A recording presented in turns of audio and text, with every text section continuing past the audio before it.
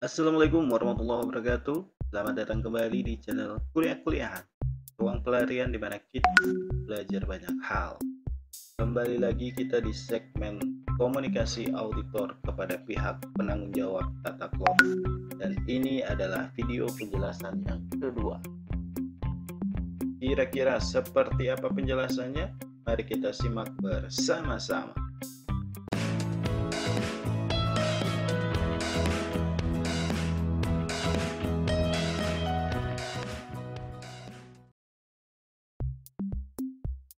Baik teman-teman, kita akan melanjutkan pembahasan di ruang lingkup standar audit SA260 revisi di tahun 2021 kemarin.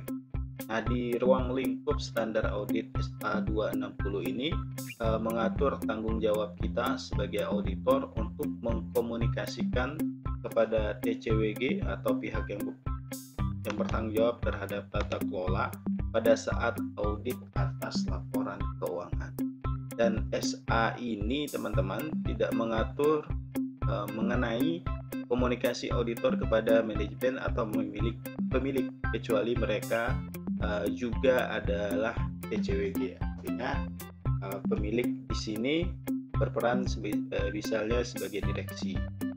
Nah, SA ini teman-teman dapat diterapkan untuk jenis perikatan audit atau informasi keuangan historis lainnya.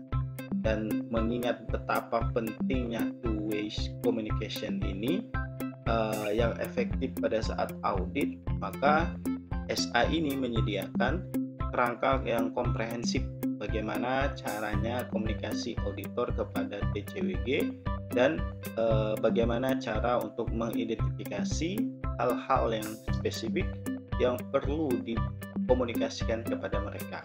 Jadi tidak semuanya juga perlu untuk dikomunikasikan, tapi melalui proses identifikasi hal-hal yang spesifik. Nah, SA lain yang mengatur bagaimana komunikasi auditor kepada TCWG juga berlaku, teman. Nah, kita masuk kepada penentuan siapa TCWG itu. Ini pertanyaan yang harus kita jawab. Nah, auditor ini harus menentukan individu atau yang tepat dalam struktur tata kelola entitas untuk menyampaikan komunikasi kita. Referensinya ada di paragraf A1 sampai dengan A4. Jadi, sebagai auditor kita punya tanggung jawab dan kewajiban untuk menentukan dengan tepat bahwa oh ini loh TCWG-nya. Nah, siapakah dia? Pihak yang bertanggung jawab atas tata kelola itu adalah individu atau organisasi. Sebagai contoh misalnya wali amanat atau wali amanat korporasi yang dia memiliki tanggung jawab untuk mengawasi arah strategis dan entitas dari pemenuhan kewajiban yang berkaitan dengan akuntabilitas entitas. Nah, siapa dia? Yang bertanggung jawab misalnya adalah anggota eksekutif Dewan Tata Kelola dari sektor swasta atau sektor publik. Bisa juga dia adalah pemilik atau pengelola. Nah, lalu siapa itu manajemen? Manajemen itu adalah individu dengan tanggung jawab eksekutif untuk menjalankan kegiatan entitas, misalnya direksi. Sebagai contoh siapa? Untuk beberapa entitas, manajemen itu dapat mencakup beberapa atau seluruh tanggung jawab atas tata kelola. Hanya anggota dewan direksi, komisaris, lain.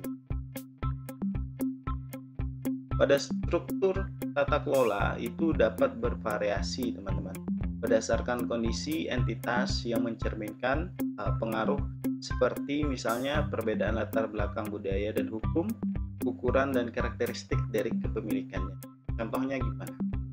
Contohnya adalah di dalam beberapa entitas, pihak yang bertanggung jawab atas tata kelola memegang porsi merupakan bagian integral dari struktur hukum. Contohnya siapa?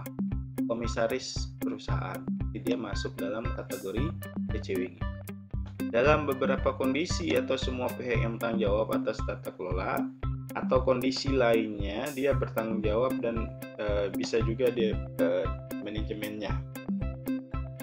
Ataupun dalam beberapa kondisi pihak yang bertanggung jawab atas tata kelola itu untuk menyetujui laporan keuangan entitas. Ini biasanya direksi. Yang kalau dalam laporan audit itu namanya surat pertanggungjawaban manajemen. Nah, pada sebagian besar entitas, tata kelola ini merupakan tanggung jawab bersama pada suatu badan tata kelola. Siapa? Seperti Dewan Komisaris, Dewan Pengawas, rekan, bahkan pemilik, komite manajemen, Dewan Penasehat, wali amanat, atau personel yang setara. Artinya misalnya dia punya kedudukan yang setara walaupun misalnya dia bukan dewan direksi. Namun kalau dia entitasnya lebih kecil, satu individu itu dapat bertanggung jawab atas tata kelola. Siapa? Misalnya pemilik atau pengelola yang tidak ada pemilik lainnya. Biasanya jenis perusahaan perseorangan atau dia pengawas tunggal, bahkan pemilik sekaligus TCWG.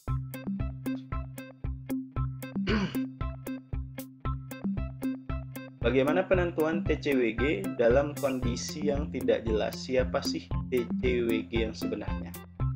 Di paragraf A3 ini teman-teman, penentuan individu yang tepat untuk dilakukan komunikasinya tidak dalam kondisi-kondisi yang tidak jelas karena kerangka hukum atau kondisi perikatan.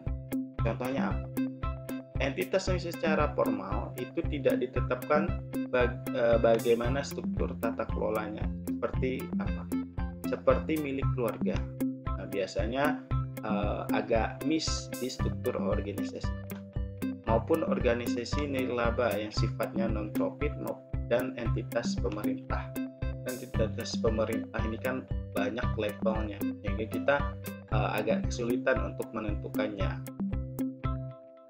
Dalam kondisi ini, maka auditor perlu membahas dan menyetujui dengan pihak yang memberi penugasan.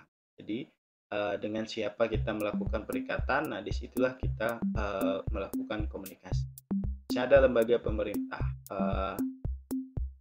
yang memberikan penugasan, katakanlah salah satu satker. Nah, kepada satker itulah kita berkomunikasi. Ini sebenarnya TCWG-nya siapa? Apakah ke pimpinan satker atau di atasnya?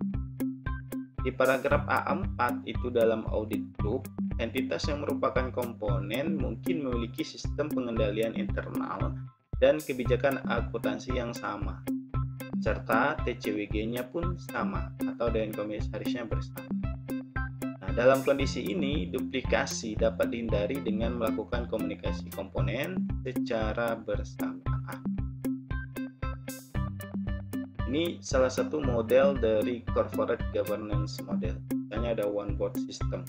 Nah, ini adalah TCWG-nya.